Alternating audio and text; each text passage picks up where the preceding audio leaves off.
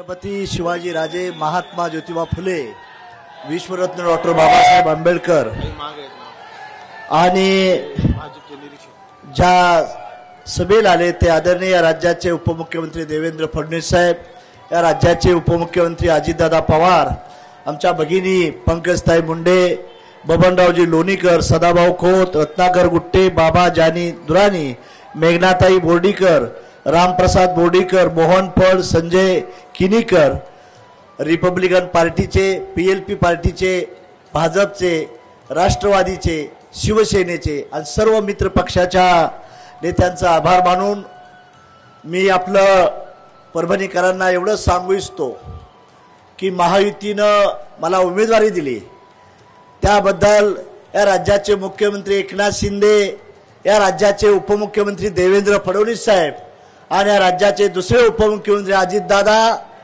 मी तुमच्या तिघांचा ऋणी आहे आणि आपलं सरकार आणण्यासाठी, एक सामाजिक बेबनाव करण्यासाठी तुम्ही जी मदत केलेली आहे, 70 वर्षात या उपेक्षित समाजाला संधी दिली नाही, पण तुम्ही मंडळींनी संधी देण्याची भूमिका केलेली आहे। मी माझा पक्ष आणि माझी ताकद असाल तिथं महाराष्ट्राच्या कानाकोपऱ्यात महायुतीच्या मागे उभा राहण्यासाठी मी वचनबद्ध असाल एवढं सांगू इच्छितो। बांधवांनो, या नेत्यांनी ठरवलं, अमित शाह असतील, मोदी साहेब असतील, त्यांचाही धन्यवाद देईन। अजितदादा, आजपर्यंत आम्हाला संधी मिळाली नाही। देवेंद्र फडणवीसच्या मंत्रिमंडळात 2 कॅबिनेट मंत्री होते, एक इंजिनियर आणि एक प्राध्यापक होता, आणि दुसरा राज्यसभेला पाठवला तो डॉक्टर होता। पंकजाताई, तू माझी बहीण आहेस, मला हेच सांगायचं आहे, राजकीय भागीदारी देण्याची भूमिका कुणी केली असाल तर ह्या माणसाने केलेलं आहे, म्हणून मी त्यांचं अभिनंदन करतो। अजितदादा, विटेकर, राजेश विटेकर असेल, लोणीकरचा चिरंजीव राहुल असेल, किंवा आमचे वयोवृद्ध नेते रामप्रशी बोर्डीकर असतील, किंवा आमचे मित्र अर्जुन खोतकर असतील, या चौघांना मी शब्द देतो, अजितदादा आणि देवेंद्र फडणवीस माझ्याजवळ आहेत, राजेश विटेकर तुला खाली ठेवणार नाही, मी ते शब्द देतो। आणि तुम्हाला मी सांगू इच्छितो, मी खासदार जरी झालो तरी तुम्हाला विचारल्याशिवाय मी सही करणार नाही, कारण मला बायका पोरं नाहीत, घर नाही, दार नाही, रेल्वे स्टेशनवर सुद्धा मी झोपू शकतो। आणि जसा वाराणसीचा विकास आहे, जसा नागपूरचा विकास आहे, जसा बारामतीचा विकास आहे, तसा परभणीचा केल्याशिवाय महादेव जानकर शांत बसणार नाही।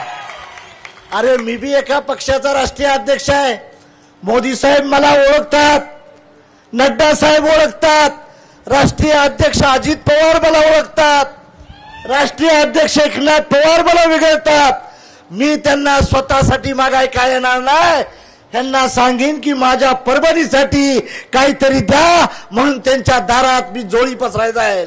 आणि मला माहित आहे, संभाजीनगरचा विकास आहे, नांदेडचा विकास आहे, लातूरचा विकास आहे, त्याच्या धर्तीने जर परभणीचा विकास नाही झाला तर महादेव जानकर पुन्हा तुम्हाला येणार नाही, हे विश्वास देतो। आणि मी इथं राहणार आहे, एक घर घेतोय मी, आता काळजी करू नका, मी बी 35-40 वर्ष फिरतोय, इथं एक छोटासा बंगला घेतो आणि महिन्यातून तुमचं काम कलेक्टर, एसपी साऱ्यांच्या साक्षीने करण्यासाठी मी प्रयत्न करीन, एवढं अभिवचन देतो। मला इंग्लिश येतं, 17 भाषा येतात दादा, 17 भाषा येतात। खासदारकीच्या ठिकाणी इंग्लिश चांगलं लागतं, हिंदी चांगलं लागतं, आणि मला ते चांगलं येतं।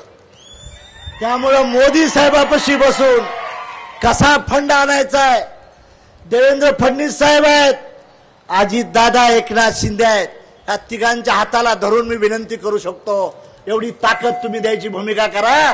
आणि माझी आपल्याला विनंती आहे, मी महायुतीचा उमेदवार आहे, मी 47 ठिकाणी ह्यांना मदत करायला जाणार आहे, मला एका ठिकाणी फक्त तुमची मदत पाहिजे, मी एक खासदार होणार आहे। पण माझी तुम्हाला विनंती आहे, सर्व तन मन धनाने साथ देऊन हे करण्याचा प्रयत्न करा।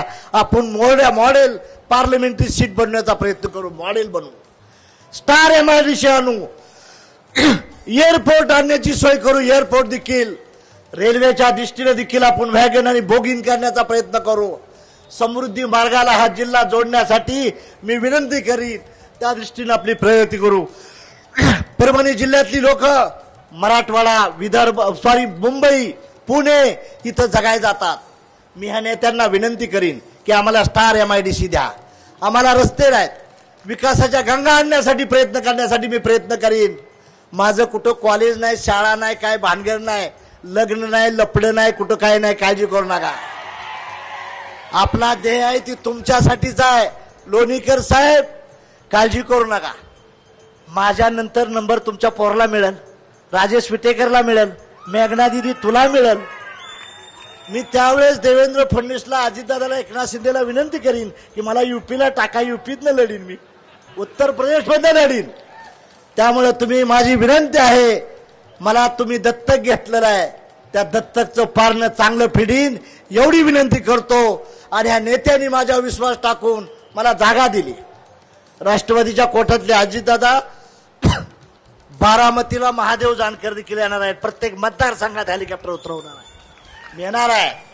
राष्ट्रवादीच्या कोट्यातली जागा मिळाली मला। 2-3 महिन्यापूर्वी फडणवीस साहेबांनी बोलले होते ती जागा आपण असं करून तसं करू, त्यांनी जागा दिली, त्यामुळं आम्हाला ही सीट मिळाली।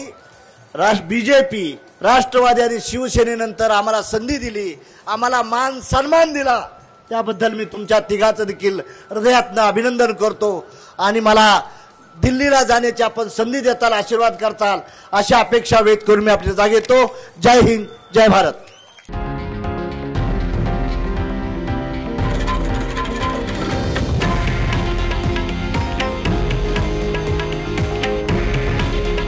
हे आहे देशातील नंबर 1 न्यूज नेटवर्क आणि आपण पाहत आहात TV9 मराठी। काळजी तुमची, हित महाराष्ट्राचं।